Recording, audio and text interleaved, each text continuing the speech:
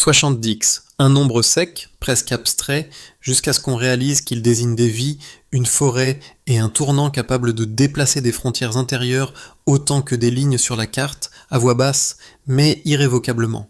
À Kopa, au Burkina Faso, l'opération a montré comment des brigades locales, guidées politiquement par Ibrahim Traoré, peuvent fermer l'étau avec patience, précision et initiative, transformant une zone refuge en piège et une faiblesse supposée en force. Peut-être que la souveraineté n'est pas un discours, mais un souffle repris, compté au rythme d'une nation qui décide enfin de respirer seule, ici et maintenant.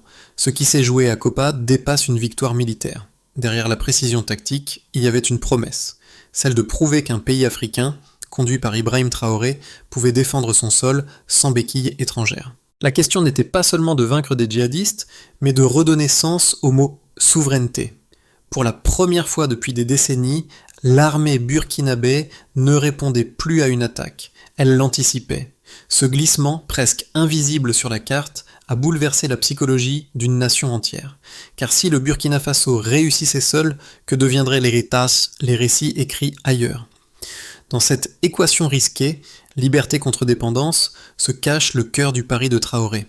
Et c'est là que l'histoire de Kopa devient un test pour l'Afrique. Transformer une bataille en modèle, une victoire en méthode et une inspiration en discipline. Ce soir-là, sous la canopée silencieuse, naissait bien plus qu'une opération réussie. Un changement d'air, mesuré en courage, non en chiffres. Le premier fait qui a stupéfié les observateurs fut numérique. 70 combattants ennemis neutralisés en moins de 6 heures, sans perte majeure du côté burkinabé. Ce chiffre, aussitôt relayé par les radios locales, marquait plus qu'un succès tactique. Il révélait une mutation profonde du rapport de force. Jusqu'alors, les attaques djihadistes imposaient le rythme, choisissaient les terrains et piégeaient les convois. À Kopa, pour la première fois, l'initiative venait de Ouagadougou. L'opération avait été planifiée depuis des semaines dans le plus grand secret. Sous la direction d'Ibrahim Traoré, 3 unités d'élite, la brigade fantôme, le BR7 et la force d'assaut furent coordonnées par drone ISR et par un réseau de renseignement local tissé village après village. Chaque déplacement, chaque feu de camp ennemi avait été cartographié. À l'aube, les 3 colonnes se refermèrent comme une tenaille. À midi, la forêt autrefois sanctuaire devint tombeau, mais derrière les chiffres, il y avait un message.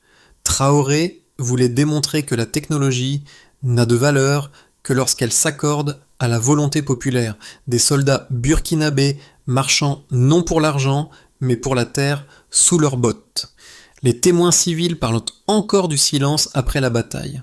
Un silence lourd, non de peur, mais de libération. La victoire de Kopa n'a pas seulement changé le champ de bataille, elle a changé le vocabulaire même de la guerre au Sahel. Pour la première fois, le mot « embuscade » signifiait l'action des Burkinabés, non leur souffrance. Dans les couloirs du ministère de la Défense, on commençait à parler d'une inversion burkinabé.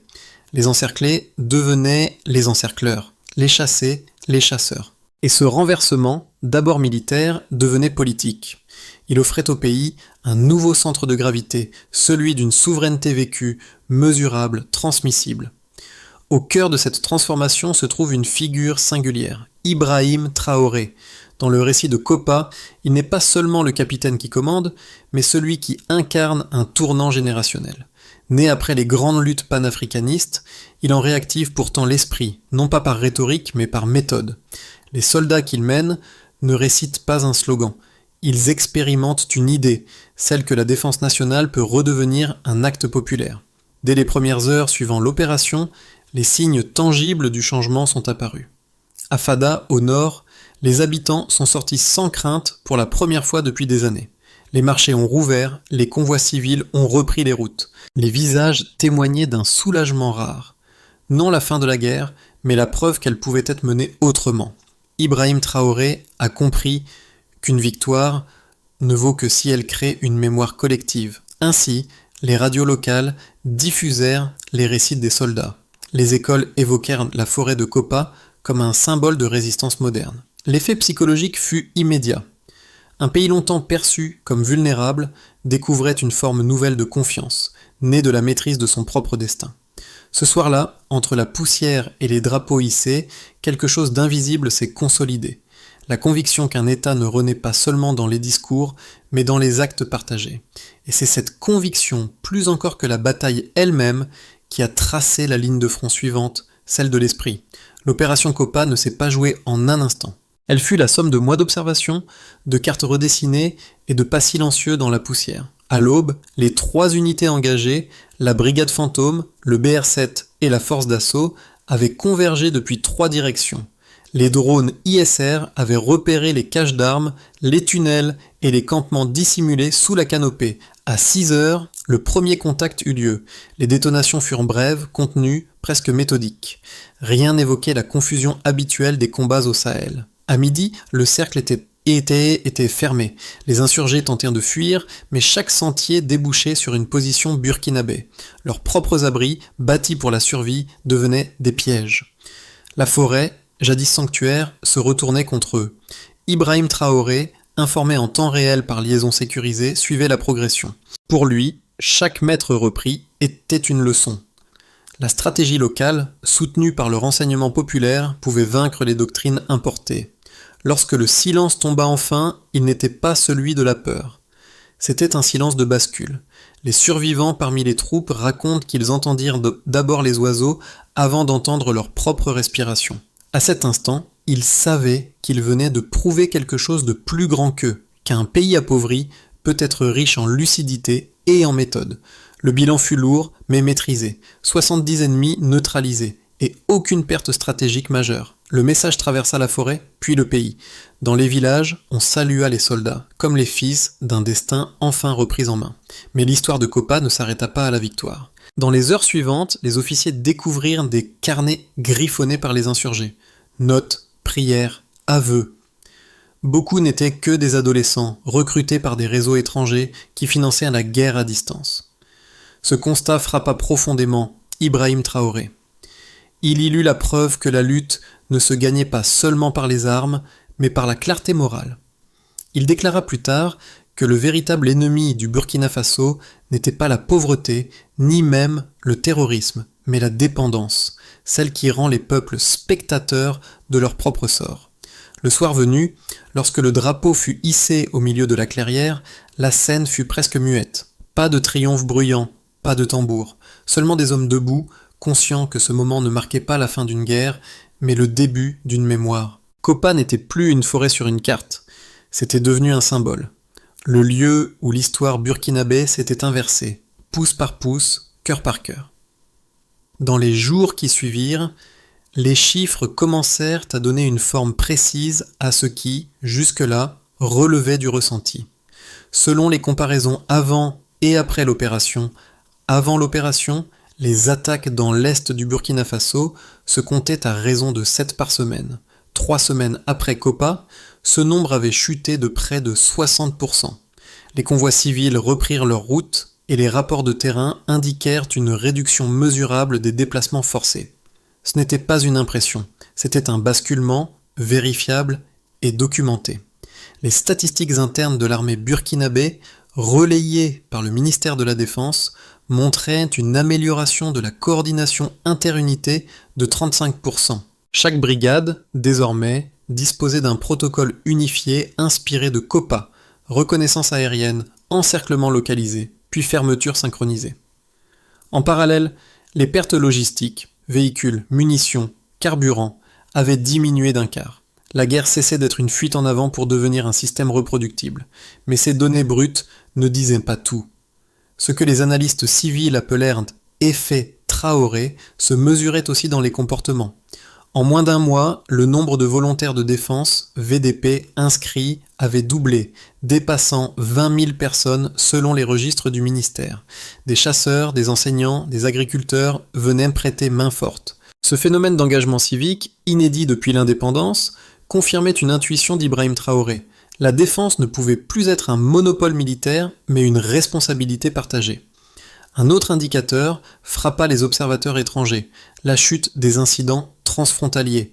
Avant Copa, les infiltrations venues du Niger et du Mali atteignaient jusqu'à 15 par mois. 2 mois après, elles étaient tombées à 6. Cette contraction, sans présence étrangère, contredisait les pronostics des think tanks occidentaux. Là où l'on annonçait un effondrement, on constatait un redressement. Pourtant, Traoré refusa d'en faire un motif d'autosatisfaction. Lors d'un briefing à Ouagadougou, il insista. Les chiffres ne sont pas une fin, ils ne valent que s'ils consolident dans la conscience. Ce choix de mots traduisait une lucidité stratégique.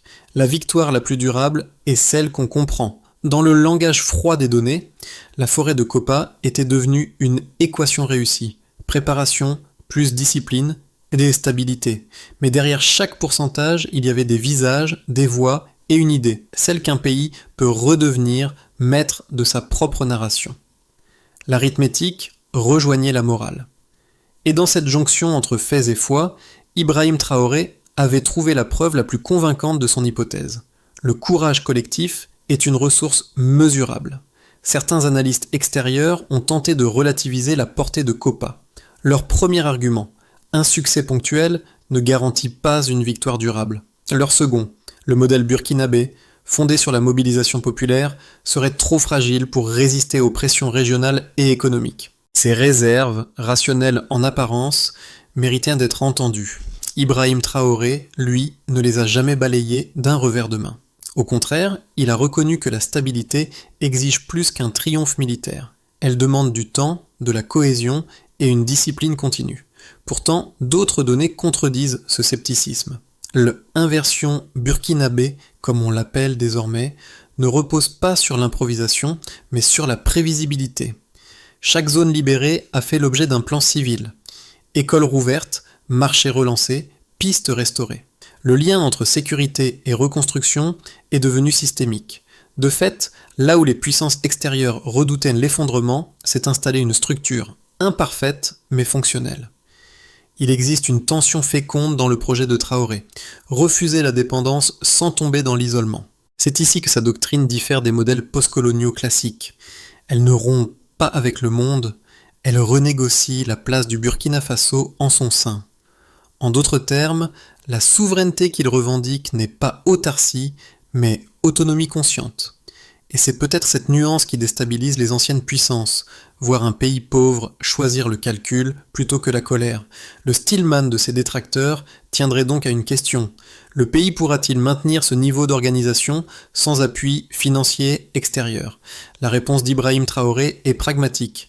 La vraie richesse, dit-il, c'est la clarté du but. Tant que le peuple sait pourquoi il se bat, le comment suivra. Les faits, jusqu'ici, semblent lui donner raison. La victoire change tout. Cette phrase, courte et grave, fut prononcée par Ibrahim Traoré lors d'une réunion confidentielle 10 jours après Kopa. Elle résumait à la fois la fierté et l'inquiétude du moment.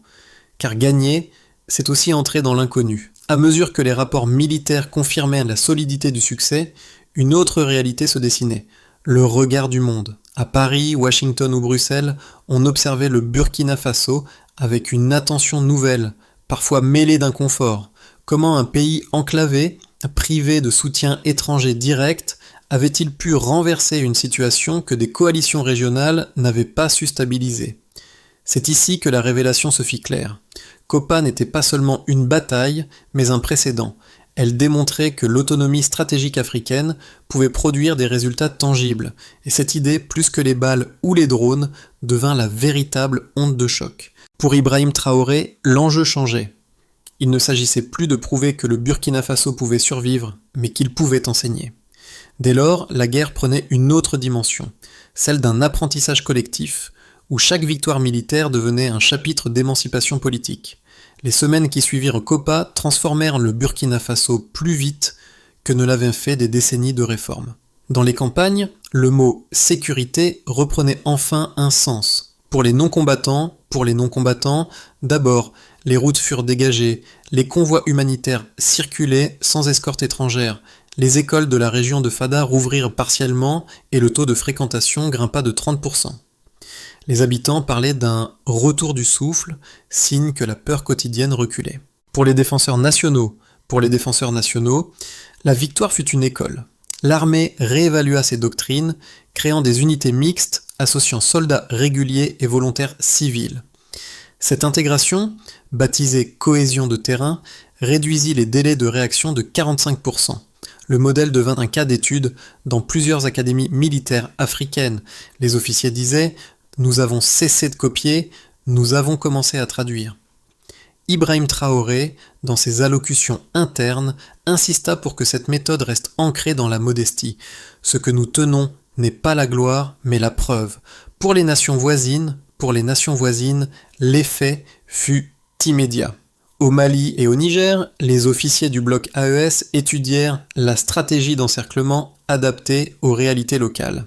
Des observateurs étrangers, surpris, parlèrent d'un effet de contagion souveraine. En moins de 3 mois, 3 opérations inspirées du modèle COPA furent conduites dans le Sahel occidental, avec des résultats mesurables, baisse de 40% des incursions et récupération de zones frontalières. Enfin, pour les acteurs économiques, le signal fut psychologique mais déterminant. Les marchés locaux virent remonter la confiance. Les transports de céréales augmentèrent de 25%, et des investisseurs burkinabés de la diaspora commencèrent à financer des chantiers d'infrastructures rurales. La victoire, en devenant récit national, devint aussi levier financier. Mais au-delà des pourcentages, une chose s'imposa.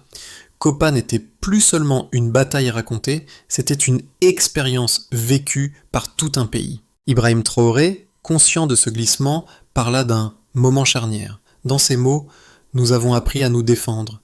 Il faut maintenant apprendre à durer. Cette phrase, répétée dans les radios communautaires, devint la devise implicite d'un peuple en reconstruction. Et si le monde s'interrogeait encore sur la viabilité du modèle burkinabé, le Burkina, lui, avait déjà commencé sa marche suivante, celle de la permanence. 6 mois après COPA, 3 trajectoires s'esquissent pour le Burkina Faso. Scénario de base, consolidation lente mais stable. Les forces armées poursuivent la sécurisation des zones libérées, tandis que le gouvernement renforce les circuits civils, écoles, routes, marchés. Les indicateurs de sécurité continuent d'évoluer positivement à un rythme de 5 à 8% par trimestre. Ce scénario repose sur la discipline collective, valeur que prône sans relâche Ibrahim Traoré. La liberté ne s'improvise pas, elle s'entretient. Scénario optimiste, le effet COPA s'étend au-delà des frontières. L'Alliance des États du Sahel, AES, approfondit sa coopération militaire et économique. Des programmes conjoints de surveillance et de reconstruction sont lancés avec le Mali et le Niger. Si ce modèle tient, l'ensemble du bloc pourrait atteindre une autonomie partielle en matière de sécurité régionale d'ici 1 an. L'impact symbolique serait immense. Une Afrique qui se protège par elle-même, loin des tutelles. Scénario pessimiste, enfin, la pression extérieure reprend le dessus. Des sanctions ciblées, la rareté de carburant ou des campagnes médiatiques pourraient fragiliser les gains. Dans ce cas, les tensions internes s'exacerberaient et les zones périphériques redeviendraient vulnérables. Ibrahim Traoré l'a reconnu, la victoire militaire n'est qu'un seuil. L'échec politique, lui, est toujours possible. Entre ces 3 voies, le choix déterminant n'est pas militaire, mais mental, maintenir la clarté du but. Si le peuple garde la conscience de son rôle, même le scénario de base pourrait devenir une success story. Le véritable test, selon plusieurs observateurs africains, sera donc institutionnel. Transformer la ferveur née de COPA en gouvernance durable. Cela suppose de mesurer le progrès autrement, non en kilomètres sécurisés, mais en confiance consolidée. Si le Burkina Faso y parvient, il deviendra non seulement un exemple, mais un précédent. Dans les marchés de Ouagadougou, comme dans les villages reculés de l'Est, chacun ressent désormais la portée du changement. Pour les citoyens ordinaires, la victoire de COPA n'est plus un simple récit militaire, c'est un miroir. On y voit des parents rassurés, des enseignants retournant à leur classe, des enfants jouant au crépuscule sans craindre les routes. Cette sécurité nouvelle s'accompagne d'un sentiment rare, la fierté d'appartenir à une nation debout. Les jeunes, eux, y trouvent un modèle. Là où l'émigration semblait la seule échappatoire, ils découvrent une autre issue, construire chez soi. Les campagnes de volontariat se multiplient, les ateliers civiques reprennent, et dans chaque discours d'Ibrahim Traoré, l'idée revient. La souveraineté commence dans le geste quotidien. Ces mots simples résonnent parce qu'ils rendent la politique tangible. Même au-delà des frontières, des Africains de la diaspora redécouvrent leur pays sous un autre angle. Ils parlent désormais de retour, de projet, d'avenir. Cette contagion de confiance n'a pas besoin de slogan. Elle se propage par l'exemple. Dans le silence retrouvé des nuits burkinabé, la promesse de Copa s'élargit. Ce n'est plus seulement celle d'une armée victorieuse, mais d'un peuple réconcilié avec sa propre valeur. Et quand une nation commence à se regarder sans honte, le reste du monde finit, tôt ou tard, par la regarder autrement. Pour Ibrahim Traoré, la victoire de Copa n'a de sens que si elle ouvre un chemin concret. Le gouvernement a donc défini une feuille de route en 5 étapes, simple dans sa forme, exigeante dans son exécution. Première étape, sécuriser durablement. Les unités mixtes armées VDP continuent d'occuper les zones libérées afin d'éviter tout vide stratégique. Chaque position tient un registre de présence, révisé hebdomadairement. Deuxième, reconstruire. Les ingénieurs militaires réhabilitent les routes et les écoles détruites, avec une priorité donnée aux villages frontaliers. Troisième, relier. Les communications civiles sont restaurées, permettant le retour des services administratifs. Des relais radio communautaires diffusent les messages d'unité et de vigilance. Quatrième, éduquer. Le ministère de l'Éducation a lancé des modules sur la souveraineté, la citoyenneté et la résilience destinés à toutes les classes d'âge. Cette initiative, inspirée directement de la pensée d'Ibrahim Traoré, ancre la défense dans la conscience. Cinquième, mesurer. Chaque trimestre, un tableau de bord national évalue les progrès en sécurité, économie et participation civique. Le but n'est pas la perfection, mais la continuité. Éviter que le courage de Copa ne se dilue en routine. Cette architecture, encore fragile, a déjà produit des résultats visibles.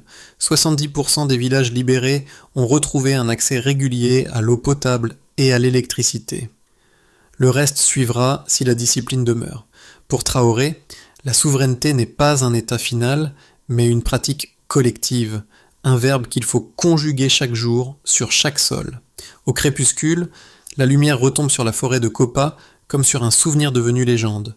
Là où les tirs avaient déchiré le silence, on n'entend plus que le vent.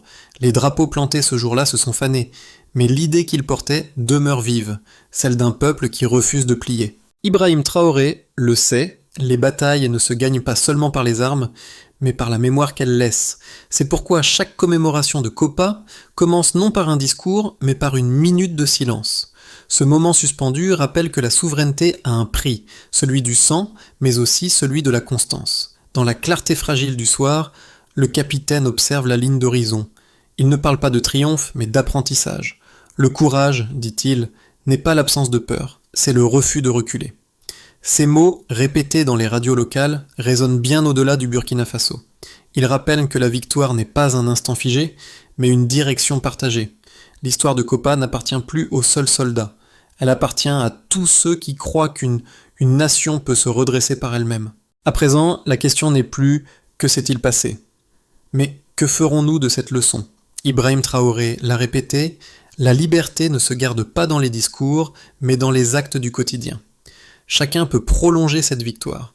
Un enseignant qui transmet, un artisan qui bâtit, un jeune qui reste pour entreprendre. La souveraineté n'est pas un monument à contempler, c'est une œuvre vivante à nourrir. Alors que la forêt redevient silencieuse, l'Afrique entière semble écouter ce murmure. Et si c'était à notre tour ? Copa n'est pas la fin d'une guerre, mais le début d'une conscience. À ceux qui regardent, loin ou près, il ne reste qu'un choix, détourner le regard ou s'en inspirer. Et vous, jusqu'où iriez-vous pour défendre votre propre sol, votre propre voix ?